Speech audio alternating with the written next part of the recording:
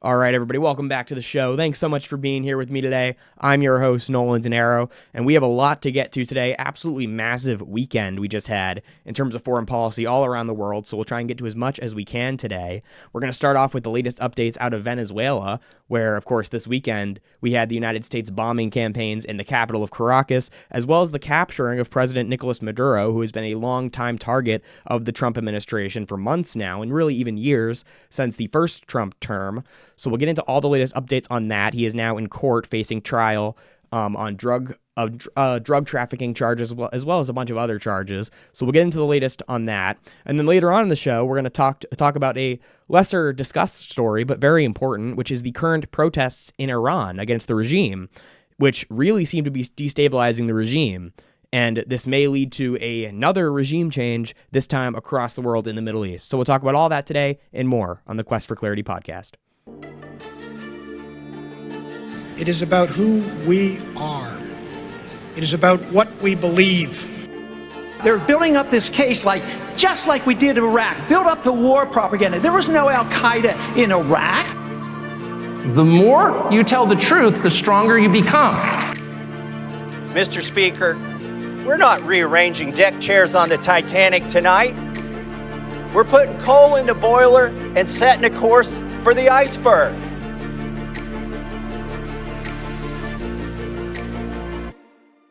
Maybe we should improve the liberty of our own country before we seek to do so abroad. Some of us have paid attention to the fact that the expert class, including the foreign policy experts, lie all the time. The correct answer to this, of course, as it always is liberty.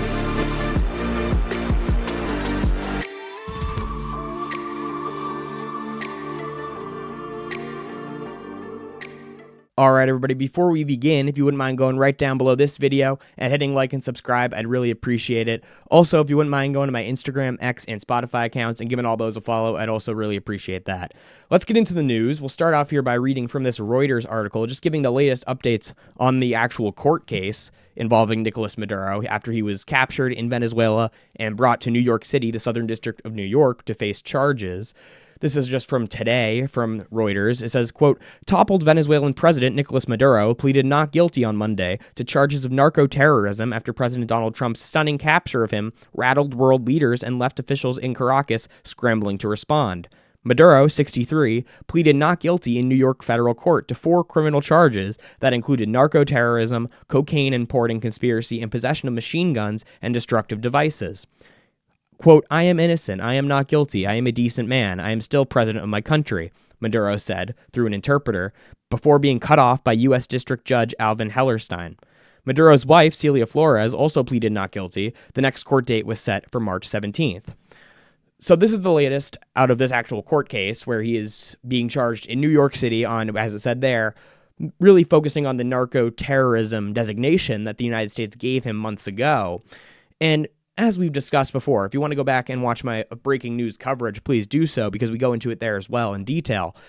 This whole narco-terrorism label is completely arbitrary. It's often, the United States has done this many, many times to justify things like we just saw this weekend. Invasions, captures of leaders, regime change efforts. This is very often done where they give these very arbitrary labels that really don't mean anything in the grand scheme of things. They don't really mean anything. They're just attempts to give legal justification within the United States for actions that the war machine is going to take.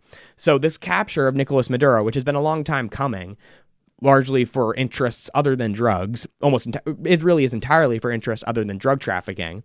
This capture had to be justified somehow.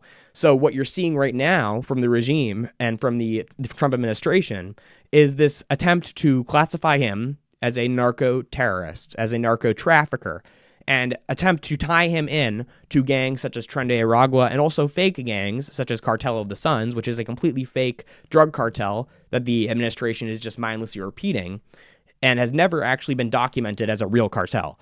And now we have this narco-terrorism designation that is supposed to give justification. Like, of course, we should arrest this guy if he's a narco-terrorist. But what does that even mean? That term is entirely made up. It doesn't really have any legal meaning. And it is just the term that's used to justify the actions that we saw this weekend. Because, of course, you have to arrest a narco-terrorist if he's out there. But really, what does that term mean? It's just a label that they'll put onto any leader that goes against the United States' interests. And that's what this is really about. It's not about drugs. It's not about him sending in drug traffickers directly to kill Americans. It is because Maduro and his alliance, really, it was a couple things. It was his alliance with China, which we saw on display just last week when Chinese diplomats, the day before this U.S. invasion, were in Caracas meeting with Nicolas Maduro to discuss some trade deals. And it was also about the oil, which, of course, as we discussed in previous episodes, Venezuela has the largest oil reserves in the world. And U.S. companies, and specifically Chevron, have a major interest in getting access to that oil. And we saw Chevron executives in the White House just weeks ago meeting with Donald Trump to discuss the potential, and they were lobbying for a regime change effort in Venezuela because they view that, along with Marco Rubio, as the surest way for U.S. companies to get access to that oil. And that was the pitch to Donald Trump. That's what we see right now from all of these people like Marco Rubio and other people inside the administration that are lobbying Trump to do this. This really is mostly Marco Rubio at this point. That's the pitch they're giving him. Because as you'll recall, if you've been paying attention to this story, you'll recall that a couple months back, as tensions were beginning to rise, Nicolas Maduro actually offered everything to the United States. He offered access to all of our oil, all of our gold, and he even offered to cut ties with China and Russia, which was really the main issue here. And Trump admitted this himself. He was asked by a reporter in a press conference. I believe it was during a meeting with Zelensky, if I'm not wrong. It was a couple months ago. At the White House, he was asked about this, if it was true that Maduro offered everything, as he said. And Trump himself said, yes, it's true, he offered everything because he doesn't want to F around with the United States. So we have an admission there from the president that there was an off-ramp. And now you see this coordinated effort here to reframe this. You'll see, if you go watch the Marco Rubio appearance on Meet the Press or Face the Nation from yesterday, that what Marco Rubio is saying is that Trump gave Maduro multiple off-ramps and Maduro was refusing to take it. That really flies in the face of all the public information that we have because, again, go look it up. New York Times did a massive report on this. Maduro was willing to offer everything. The Trump administration themselves have admitted that he was willing to offer everything. And repeatedly in his public statements, he was making it very clear that he doesn't want a war. He wants to offer everything. He wants to give the United States everything they want. And he was even, in many ways, trying to stay in the good graces of the United States. He, this entire time, as tensions were rising, was accepting migrant flights from the United States, returning Venezuelans who had migrated from Venezuela to the United States. He was accepting flights of them returning to Venezuela this entire time. He had why would he, if he was trying to make enemies with the United States so explicitly, then why was he willingly accepting migrants back? If he was responsible for shipping migrants intentionally to the United States, then why was he accepting them back so easily? It's very clearly because he knows and now it's been proven, he knows what the United States is capable of. He didn't want to be overthrown in this way that he was, and he was willing to capitulate to our wishes, which I'm for. Yes, I am for us coming to agreements here and making a trade deal that's beneficial to the United States. I'm for us negotiating a way to make it so that China doesn't have influence in Venezuela. See, that's the mischaracterization here. Because in discussions I've had about this over the course of the last couple of days, there's a mischaracterization of the argument that people on my side of this are taking. The people who are supporting this would make it seem that people like me, who are non-interventionist, are okay with China encroaching on Venezuela. And that's not true. I'm not necessarily okay with that. I just think there are multiple other steps that could have been taken to avoid a war in which, yes, 80 people have died in this war. We act like we just completely forget that. 80 people, including elderly women in apartment buildings, were killed in this war. And if there are ways to avoid that, you have to be insane not to say, yeah, we should probably exhaust all these other options before we go and murder 80-year-old women. Like, that's the sane position. That's like the rational position. That's the position that says we should exhaust all this diplomacy before we go commit mass murder, which is what we just did. So if there were options here, which now we have the New York Times report, we had Maduro's statements publicly, and we had Donald Trump's public statement proving that there were other options. If those other options were available, in what sane, rational ideology, in what world are we not taking the more rational route where we don't have to go to war, where we can come to a negotiated conclusion to this disagreement? That's the only sane option, actually. I think that actually people who are more who are looking to just go to war before actually negotiating an agreement, I think those people are insane. Because you're okay with the murder of elderly women in the effort to get a trade deal here, when there were completely diplomatic options that were on the table, and both sides have acknowledged that. So that's the latest on what we have. That's the latest on Maduro's court case there. That's the latest on the U.S. propaganda about this. And right now on the ground in Venezuela, it wasn't even a regime change, just to be very clear. At first, it looked like this was a full-blown regime change against the Maduro regime. The regime is still in place. Maduro is gone, even though he's still technically the president, he says. But interim president right now, Delcy Rodriguez, who is Maduro's handpicked vice president, is like no different than Maduro. She's a full-blown socialist, just as Maduro was. She still has the backing of the military. The generals that were loyal to Maduro are still backing her.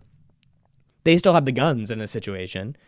So there hasn't actually been a regime change. Now, so the first reaction to this in the press conference that we saw the day this happened was that Trump announced that Rubio had a productive phone call with Delcy Rodriguez, the now interim president of Venezuela.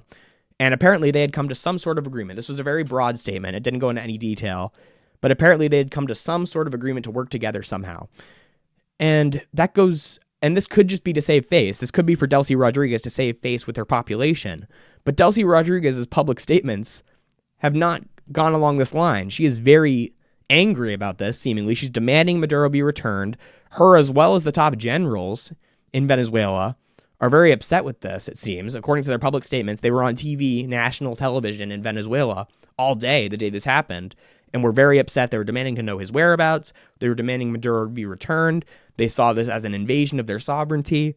So right now, this current regime that is still in place in Venezuela still seems somewhat hostile. And the questions are now up in the air as, was this enough to secure whatever interests the United States think that they achieved by doing this? And number two, if it isn't enough, then are we going back in with more bombings, which Trump also floated as a potential? And if we're not going to go back in with more bombings, if we're not going to take out Delcy Rodriguez, and she's still taking this hardline position, then what really was the point of all this? These are the questions that need to be asked. If it was just to get Maduro because of some personal grievances, then that's an absurd reason to start a war. Because you'd have to think there was some sort of end conclusion here, which is either that the regime falls when Maduro is gone, or they made a deal with Delcy Rodriguez as this was happening to get her to agree to something. But that hasn't been made publicly available. We have no evidence that actually happened, that there was some sort of deal made. We have no evidence of that right now. And Delcy Rodriguez has been very publicly hostile to the Trump administration. So a lot of these questions are still very much in the air. It doesn't seem like anyone has any real answers to them. And we'll have to see how this plays out in the next couple of weeks. Rubio has been saying that we'll see what happens in the next couple of days and weeks, but that it's just very bizarre that there doesn't seem to be any sort of plan in place. It seems like they just simply removed Maduro and now are just letting it play out, which is just, again, very bizarre. Because if you'll remember, at the start of this all, Trump, in the press conference, made it very clear. He said, we will run Venezuela until we can have some sort of transition. And then Rubio went out on the Sunday shows the next day to clarify and said, well, we won't be running Venezuela. We won't have troops on the ground necessarily. And then Trump again comes out and says, no, we are going to run Venezuela. So it seems the communication within the administration is completely all off here. There's not like one message that they're really putting out there. Now, one piece of messaging that has been consistent here from the administration was this idea that this isn't against the people of Venezuela. This wasn't a war on Venezuela. They're saying there is no war, which, okay.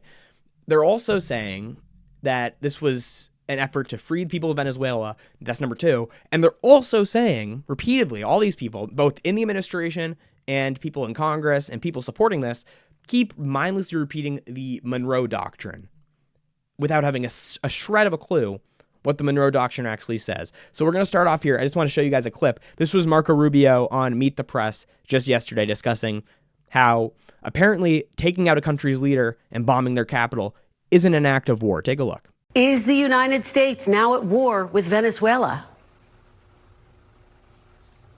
There's not a war. I mean, we are at war against drug trafficking organizations. It's not a war against Venezuela.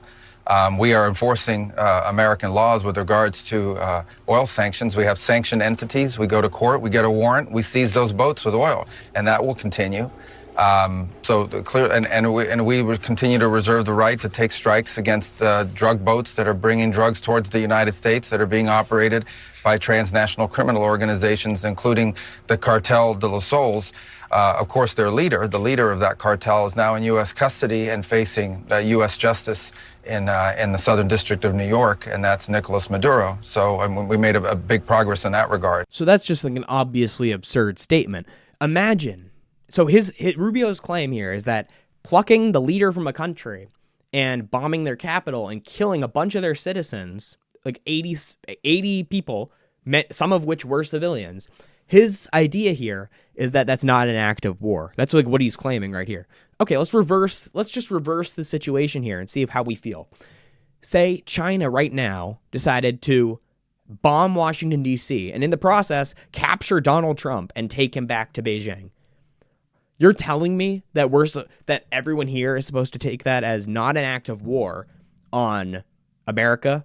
That wasn't an act of war on America to take the president and bomb the Capitol. That wasn't an act of war. This isn't a war against the Venezuelan people. We just bombed a couple of them and bombed their capital and took their president. That's what he's expecting you to believe. It's so absurd, and it's just so hypocritical. It's ridiculous. It's just not logical at all. It's just so stupid. And by the way, in that statement, he says that we are at war with drug traffickers, which I don't know if he means war on drugs, because I don't know who can still support that after.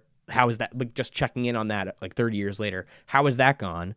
But anyways, he says we're at war with the drug cartels. When was that declared, Rubio? When was that declared? When you labeled them arbitrarily narco-terrorists like a month or two ago? That's when that was declared? When you quietly in some back room at the State Department labeled them narco-terrorists? That was a declaration of war? Is that what the Founding Fathers envisioned in the Constitution when they gave Congress the authority to declare war? That Marco Rubio could arbitrarily label people in the waters of Venezuela drug traffickers or narco-terrorists, and then he gets to then bombs away? Is that what the Founding Fathers envisioned? Because that's ridiculous. Of course it's not. We are at war when we declare war. When we haven't declared war and we're just bombing people without any trial or due process, that's called extrajudicial killing. There's a big difference. One is morally objectionable completely. I would argue both are morally objectionable, but one is completely inexcusable. So that is what Rubio had to say. And then you also see this effort, this stupid propaganda line that seems like it was handed out to repeat mindlessly this idea of the Monroe Doctrine without any idea what it actually means. The Monroe Doctrine, what it actually is, was James Monroe's foreign policy, the fifth president, and it stated that we would not intervene in European affairs and we would not allow Europe to colonize Central and South America and intervene in those affairs. It went both ways. It wasn't what they're trying to claim it is now without having any idea. I bet none of these people know what it actually is. The Monroe Doctrine they're trying to say now is that U.S. can do whatever it wants on this half of the world. We can just claim complete access to oil wherever we want. We can overthrow leaders wherever we want. We can invade countries whenever we want, as long as they're in the Western Hemisphere. This is what their idea of the Monroe Doctrine is. That's something completely different. That's not the Monroe Doctrine. They keep mindlessly repeating it, acting like everyone's stupid, but that's not what the Monroe Doctrine is. Look it up right now. Look up Monroe Doctrine. It means that we will not allow Europe to intervene in Central and South American affairs and colonize down there, and in exchange, we will also not intervene in European affairs. I saw Byron Donalds just stupidly tweet this out, that we've been following this for 203 years. You can't pick and choose which part we follow. Because if we had been following this for 203 years, we wouldn't have gone to World War I, we wouldn't have gone to World War II, we wouldn't have intervened in Ukraine this entire time. So no, Byron Donalds, we have not been following this for 203 years. That's ridiculous. Of course we haven't. We have not. It has not been a core pillar of U.S. foreign policy for 203 years. It's been an excuse for actions in Central and South America for 203 years because it's just a misreading of what the Monroe Doctrine is. They keep saying it's just we get to do whatever we want in the Western Hemisphere. That might be something else. That might be like the American mandate or something. But that's not what the Monroe Doctrine is. So stop mindlessly repeating it like you've never looked it up at all, because it's ridiculous. Now, I do want to move on here, because now we are threatening Mexico, Cuba, and Greenland with this Monroe Doctrine idea. So, and this is their justification. They're going to, whatever they do in Mexico, Cuba, or Greenland, just like they did in Venezuela, they're going to say Monroe Doctrine to justify it. Because, as Trump said yesterday on Air Force One, he's like, this isn't across the world. This is right here in our backyard. What are they going to say about Iran? So let's move on to Iran, because what's the justification going to be? If it's Monroe Doctrine when it's in the Western Hemisphere, what is the justification going to be for attacks on Iran, which seem like they may be happening within the coming weeks because of the tensions that seem to be rising between the United States and the Iranian regime? Trump tweeted out, or put a Truth Social post out a couple days ago, saying that if the Iranian regime shoots at the protesters and kills a protester, then the United States will come to the rescue. What is the possible justification for that? If our entire foreign policy justification is the Monroe Doctrine, where is the clause in the Monroe Doctrine that says we will not interfere in European affairs or international affairs or whatever unless evil regime over there shoots at the protesters that are protesting them? Of course, that doesn't exist. But we're trying to just come up with these flimsy justifications to justify doing whatever we want. We're trying to come up with these historical justifications to say that actually what we're doing across the world is just, when of course it's not. So just to give everyone the latest on Iran, there have been massive protests that have been really ramping up in the last week against the regime because of economic instability within Iran, which has to do with both the regime itself as well as U.S. sanctions on Iran. And this is the latest. This is just kind of the overview from NBC News. It says, quote, widespread protests have rocked Iran for nearly a week and led to increasing violent clashes with security forces, prompting President Trump to threaten intervention if a crackdown continues. The protests, which started with economic grievances by shopkeepers in Tehran and quickly spread to remote cities in provinces like Fars and Loristan, where protesters chanted slogans against the ruling clerics, have raised pointed questions for the country's leaders about how much support they really enjoy. So this is the latest. It seems these people in Iran are protesting the economic instability that the regime has brought to them, which of course is their right. And if they want to overthrow the regime naturally, then there's nothing the United States should do to stop that. Of course, these people have every right to overthrow this tyrannical regime that is ruling over them. That's not the point here. My point is not to stand up for the Iranian regime, of course, because they're a tyrannical regime and a very evil regime.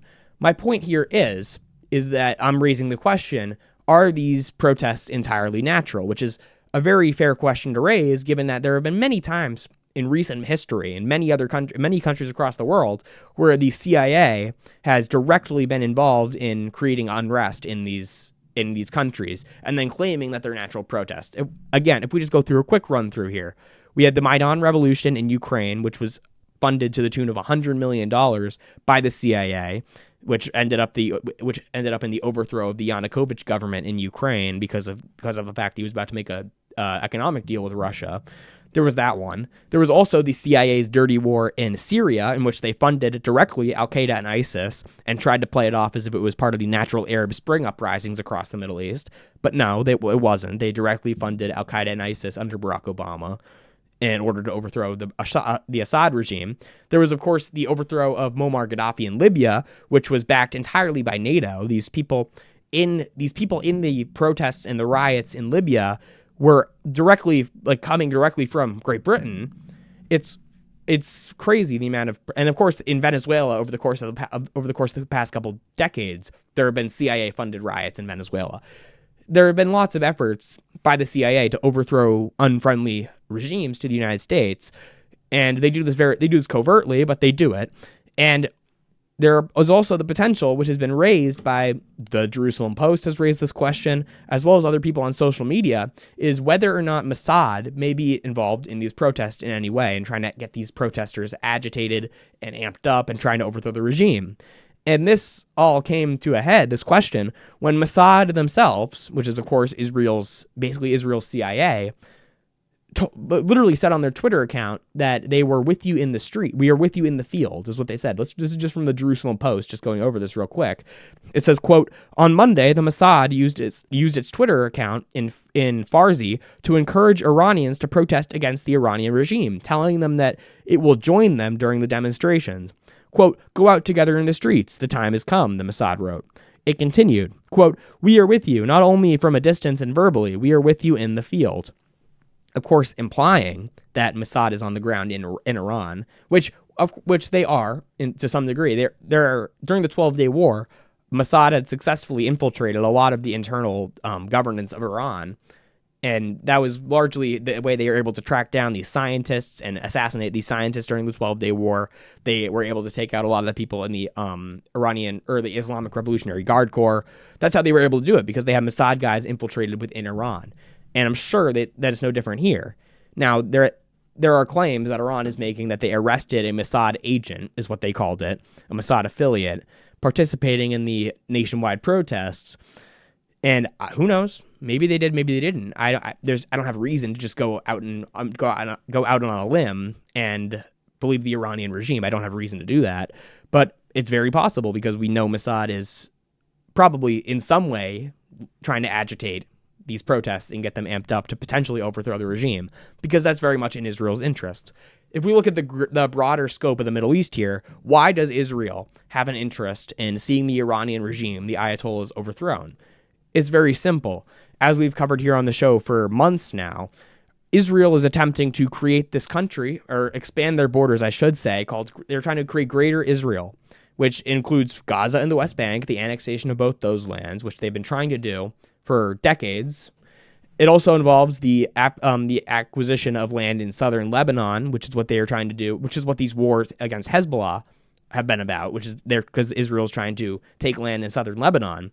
There's also the attempts to take land in Syria, which includes the Golan Heights, which is why Israel was so happy to see the al-Qaeda leader Jolani take power at the end of 2024 in Syria, because that gives them much more of a chance to take some land in Syria. So this is the project that Israel has embarked on, really, and has really ramped it up since October 7th, when this war in Gaza began, because this gave them a perfect opportunity to attempt to drive the Palestinians out of Gaza, as well as increase settlements in the West Bank and eventually move to a total annexation, which they essentially already have annexed the West Bank unofficially, but move towards an official annexation and acquisition of that land.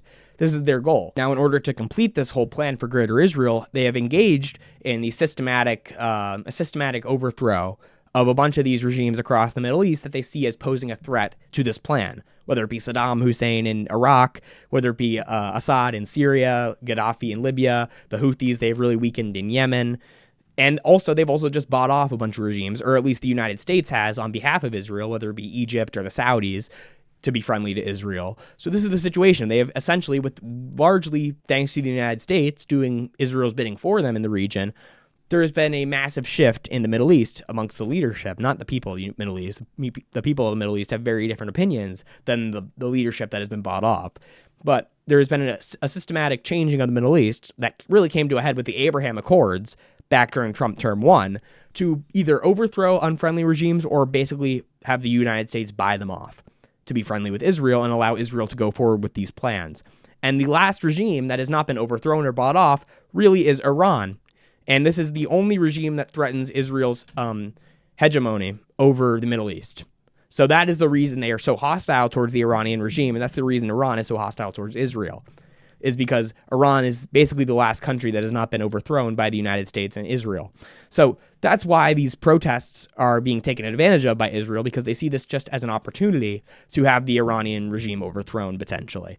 And just over New Year's Eve, or just over New Year's, Netanyahu was in Mar-a-Lago with Donald Trump, lobbying him to either bless an Israeli strike on Iran or have the United States actually go forward with an Iranian strike, or some strikes on Iran. Because Netanyahu's claiming that they've rebuilt not only their nuclear sites, but also have rebuilt their ballistic missiles, which is a complete shift in the goalpost, because there was never talk that Iran couldn't have ballistic missiles, but they've rebuilt them to levels that they were at pre-12-day war. So Netanyahu has shifted the goalpost and said that that can't be allowed to happen. So we'll see where this goes. That is the latest updates on all of this chaos around the world. And real quick, this is a picture. I just want to show you guys. I'll pop this up on the screen right now, just so we know where the winds seem to be blowing with this. Lindsey Graham was on Air Force One last night with Donald Trump, and they took this picture, this beautiful picture, with Donald Trump holding a Make Iran Great Again hat and having signed it with Lindsey Graham giving a big thumbs up and a big smile. So we know who's in the president's ear right now when it comes to both Venezuela and Iran policy, which is, and if it's Lindsey Graham and Marco Rubio, you should be absolutely terrified. So that is the latest on all of these conflicts around the world. We'll be sure to keep you guys updated here on the show. Please be sure to go down below and like and subscribe so you never miss an episode, and you can stay updated on the latest news of all these conflicts. Thank you guys so much for watching. Please be sure to go to my Instagram, X, and Spotify accounts as well to stay updated on there, and I'll see you guys in the next episode. Have a good day. It is about who we are. It is about what we believe. They're building up this case just like we did in Iraq. Build up the war propaganda. There was no Al-Qaeda in Iraq. The more you tell the truth, the stronger you become. Mr. Speaker, we're not rearranging deck chairs on the Titanic tonight. We're putting coal in the boiler and setting a course for the iceberg.